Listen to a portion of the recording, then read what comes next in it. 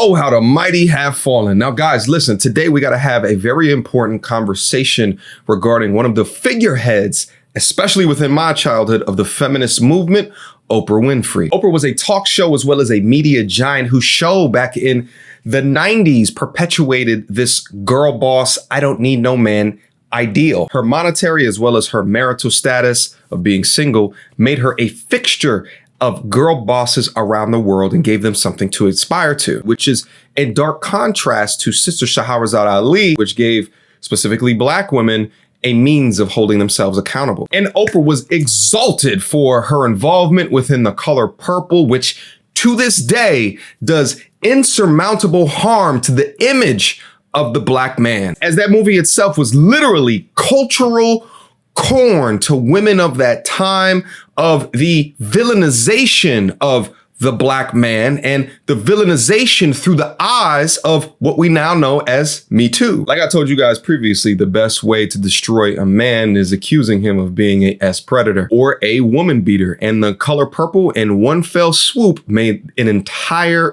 gender and race of man out to be S deviants and perpetrators, to the extent of modern day women believing that their grandmothers and their great grandmothers were walking around town square with their eyes hanging out their sockets. Well, anyway, of all people, Mel Gibson has some words to say about Oprah and the elite. So, we all know Oprah as an infinitely generous person and philanthropist, but according to actor Mel Gibson, this is nothing more than a shiny facade to cover all the controversies this woman is being involved in alongside her bosses, the controlling figures known as Hollywood elites.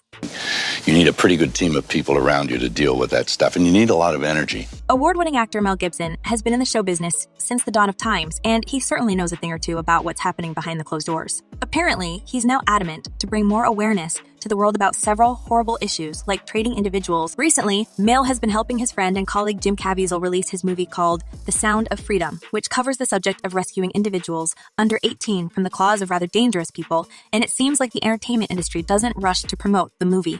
Now, Mel is confident that some powerful figures entered the stage and they are trying to cover it for their darlings, including Oprah. And if people start actively seeking for more information, they will be horrified by what they're going to find. So it's a search in that direction. And I think the search, you might never get to the end of it, but I think the very act of searching yields some kind of good fruit. And as he states, the powerful and controlling figures intentionally want the details of this kind of trading not to be leaked because it may threaten the position of significant handlers like Oprah.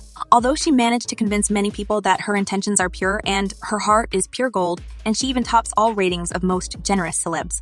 And even has her self-titled Oprah Winfrey Charitable Foundation, Mel knows everything about the TV icon's dark side. It's been proven because of her ties to several disgusting personalities, and it's painful for the actor to wake up every day and know that such people are still walking free, and the industry keeps turning a blind eye to these crimes. Man, I get up every day and I realize I'm not in control of this whole thing. As Mel is saying, Oprah Winfrey's lifestyle is just a shiny facade and she plays her role well, giving and giving and giving and giving. However, this is just a mask she wears for society. And behind that mask, there's a cruel monster who committed countless crimes against the human nature. And that's why the elites want this side of Oprah to be hidden. In 2018, singer Seal slammed Oprah for knowing about Harvey Weinstein's predatory behavior towards young women for decades and doing nothing about it. However, Oprah felt too lazy to deny anything, and she bravely replied to the accusations of introducing young women to Weinstein. There wasn't anything illegal by me introducing very young women into Harvey Weinstein's home. Most were over 21. What they did was none of my business. This is just how it is in the industry if you want to get ahead. Although Oprah repeatedly stated that she's a survivor herself by covering for her longtime friend, she demonstrated a double standard in her own judgment. And who knows what else with women is hiding behind her mask. It's extremely weird and suspect when you think about her knowing and her friendship with Harvey Weinstein until you really think about it. Oprah is the feminism final boss, and a feminist exclaims sexual liberation from the mountaintop. So the irony is that she would introduce these women to Harvey Weinstein, knowing what these women were doing, because in her words, that was a part of the business. And these sexually liberated young women knew what they were doing, right? It begins to paint the Harvey Weinstein situation in a much different route. It seems as though, according to the feminism final boss, these girls knew what they were doing and they were using their body for their career. But at the end of the day, these actresses their way to the top is their way to be empowered, right? As someone in showbiz, it's generally almost impossible to completely avoid scandals. But even with as hard as it may be, Oprah takes the scandal game to the next level, as the television diva has been repeatedly caught up in a series of less than ideal situations. And one thing that has been constant about these situations she's been in is that they usually involve another party. To drive my point, let's take her relationship with Harvey Weinstein, for example. Winfrey and Weinstein have had a professional relationship that stretches back 2 decades. There are many photographs of her kissing and hugging the mogul at awards ceremonies and events sponsored by the Weinstein Company. She has starred in and produced movies that his company distributed, including The Butler and The Great Debaters. For those who may not know, Harvey Weinstein is an American filmmaker who rose to become the face of an... She looks extremely uncomfortable, but you know, sexual liberation, right? Go get your check, mama. ...an abuser for the #Me Too movement. Per the news, 5 years ago, the story that had long been whispered in the halls of agencies and studios, as well as on film and television sets, finally became public. A series of bombshell articles revealed that Harvey Weinstein harassed and assaulted dozens of women for decades and used his power to bully them into silence. According to TMZ, Weinstein said Winfrey encouraged him to defend himself publicly, implying that the TV host might have actually been on Weinstein's side against so many women. However, her people said they never spoke directly, and she was only interested in talking to him for a TV interview. Talk about what's happening with Harvey Weinstein. I know you posted on... So I think this is a watershed moment. And if we make this just about Harvey Weinstein, then we will have lost this moment. Interestingly, Winfrey made no mention of Weinstein during her inspiring Golden Globe speech. She has made it clear during other public utterances on the scandal that the cultural shift underway went much further than Weinstein's crimes alone. In fact, an aspiring actor, Britain's Kadia Noble, who spoke at a press conference in November, alleges that Weinstein forced himself on her in a hotel room in Cannes in 2014 and said he used his relationship with Winfrey to groom her. I mean, she could deny it all she wants, but this basically establishes a connection that just seems too close to supporting him. Well, in truth, we shouldn't be too surprised that she might have been on Weinstein's side. I mean, this is someone that lied to the world about getting abused in her book just to boost sales. That's right. And that's not even the only lie she was exposed for in said book, exposure that came from her own family. Although Winfrey claims she never had any new dresses or dolls and had to adopt 2 cockroaches as pets growing up in rural Mississippi, her cousin contends she was actually relatively spoiled as a little girl. In the biography Oprah, author Kitty Kelly has claimed that Winfrey's tales have alienated her from much of her family.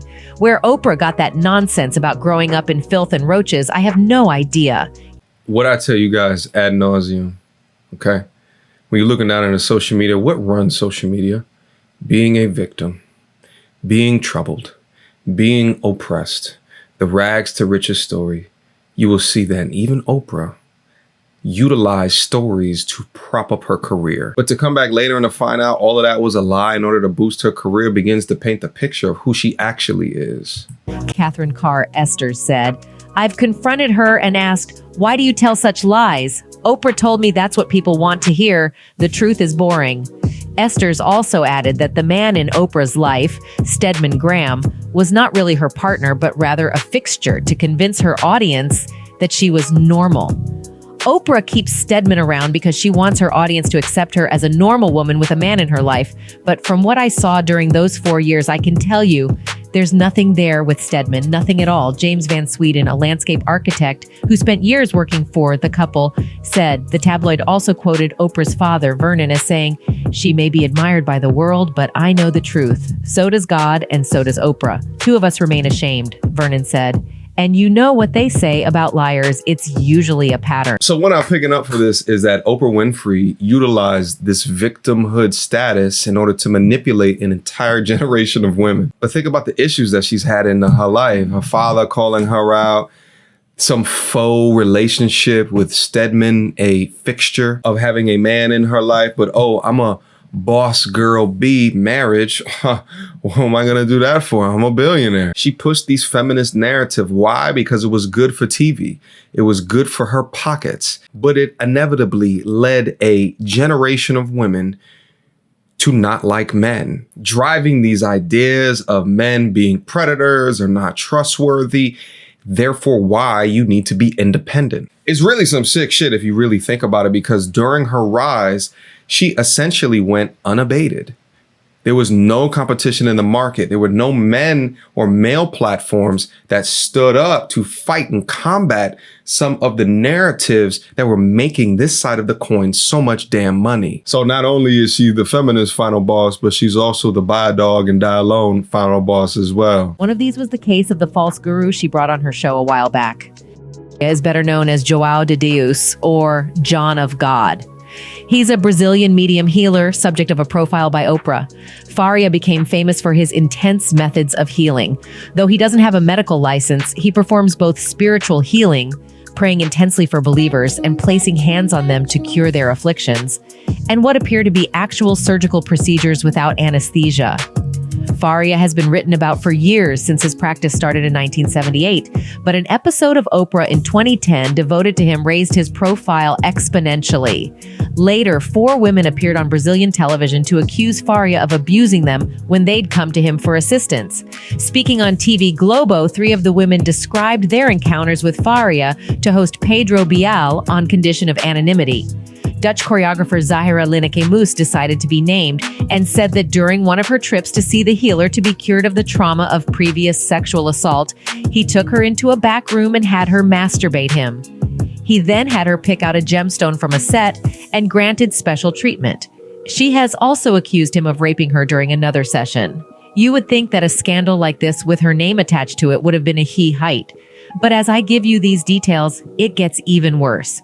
More than a decade ago, the celebrity TV host set out to establish a high school in South Africa for just girls. Now, this part of the video actually makes me sick to my stomach. So Oprah opened up a school in South Africa, which I'm sure many of you may know or be familiar with. But that same center was alleged to be a grooming center for assault. See, shortly after the all-girls high school opened in 2007, a school matron, Virginia Tiny Makopo, was charged with sexually molesting several girls.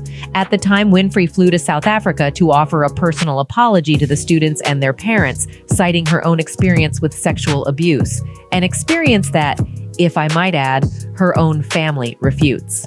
Nothing is more serious or devastating to me than an allegation of misconduct by an adult against any girl at the academy. Imagine having an allegation of misconduct to that degree, and you go down to said academy to try to apologize with a story that was made up about you. Whoa. Why it seem like everything that Oprah touched turned to complete and utter shit? Y'all tell me. Leave me some comments down below. Let's talk about it. Winfrey said in a statement at the time, "I will do everything within my power to ensure their safety and well-being." But where all of this actually goes south is when it hit the media a couple of months into it that Makopo, the same person that was charged for the evil act against those girls, was acquitted of the charges. And then shortly after, Oprah gets on the news to say this. And somebody, which I was trying to say this to my friends who had children, you're 7 years old and someone is your, it feels good. See, y'all are hearing it straight from Oprah's mouth, which is some truly diabolical-ish to tell a young child that being touched in that way is supposed to feel good. What? The ridiculous of the statement is just so ridiculous. How about you go tell our victims that it's okay because it was supposed to feel good? The logic within there is absolutely mind-boggling. But mind you, this is the same woman that with ill intent depicted men and focused on black men throughout the late 80s and throughout the 90s, which continue to spearhead the feminist movement forward. And it makes you question and wonder if all of these scandals and things were happening behind scenes, why did none of the media outlets choose to cover them? Could it be that certain people within that Holly weird genre are protecting each other? It certainly could be. Everything started in 2004 when she met Daniels. The following year, she appeared in his directorial debut, Shadow Boxer. From there, Monique says, she and Daniels never stopped communicating, all the way up to her starring role in the 2009 film Precious. The film quickly earned critical praise and was part of the awards season discussion, something that Daniels, along with producers Winfrey and Perry, wanted to capitalize on. Monique declined to go on a press tour without being compensated for her time, and thus the rift began. As for why she didn't want to fly to France to promote her critically acclaimed film, Monique told news outlets that the same thing she told Winfrey at the time. I said, Oprah, I'm doing a talk show. I'm doing a comedy tour. I have a husband and I have babies, Monique recalls. I have a little bit of downtime and I'm going to take advantage of it. So I'm not going anywhere because I'm not obligated to go anywhere. I've done my part. So we mutually agreed to disagree. That was it. And while you'd expect a fellow woman to understand that, it wasn't the case with Oprah. At least that's what Mo believes. Because according to the comedian, next thing I know, I am considered difficult and hard to work with. Adding that she feels she was blackballed in Hollywood as a result of the situation. And although this move from Oprah and the camp affected her whole life and career by extension, Oprah has to this day refused to apologize, which is why Monique decided to call her out again.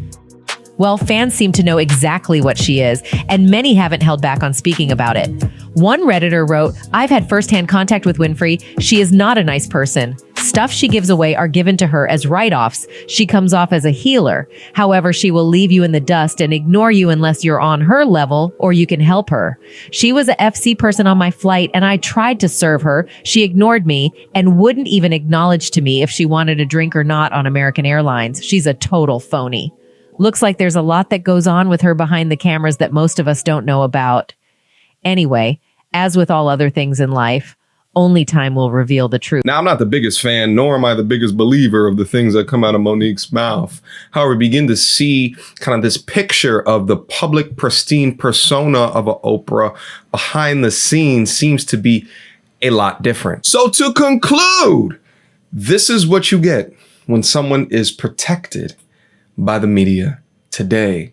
The work that her and her constituents put in during the 80s, 90s, in the early 2000s fed the old guard of media, and they should dare not come forth with these stories, with these allegations, because then it would be in direct contempt from their media darling. And it makes you more properly conceptualize the way that Hollywood or Hollyweird has gone today. When you start to watch all of these men exhibit all of these feminine characteristics, that's as a result of the weakening of men through media that began around the 80s. But when you constantly hit the screen with the men ain't shit, men are dogs, you need to be a strong, independent, sassy boss bee queen, and underpin those talking points that you're in a victimhood, patriarchal regime and an oppressive state, then you begin to understand why so many modern women today are infused with this undercover hate for men. I mean, legitimately, these modern women are walking misandrists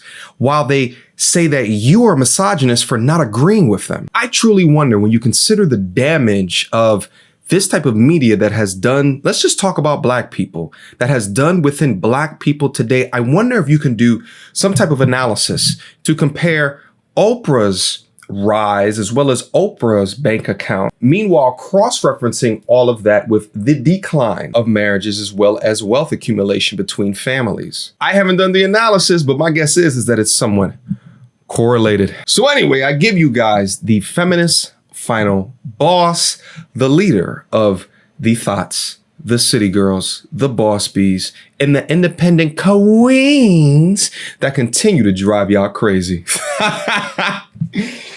Questions, comments, concerns? Y'all already know what to do. Mediocre Tourism Reviews at gmail.com. Do you guys enjoy this video here today? Do you guys enjoy these kind of longer, me talking to you, commentating over video type videos? Let me know down in the comment box down below. What do you also think about the information that you just learned within this video right here? Put it down below. We'll have a discussion, and I'll see you guys soon. Last but not least, guys, go up to mtarmy.com. Link to it down in the description box down below. Or if you want to support me on my Patreon, www.patreon.com/mtnr. Again, another link to that down in the description box down below. Support media that you believe in, that supports you. All right? Until next time, YouTube. Peace! you get vexed. Bars on your phone, tell a man you can't jet. The big girl, the ones who can't stretch. Breaking the neck when we in the car next. You don't wanna see me get vexed. Bars on your phone, tell a man you can't jet. The big girl, the ones who can't stretch. Breaking the neck when we in the car next. That ball, need defibrillation ASAP. Get boxed with a straight guy. I'm reminded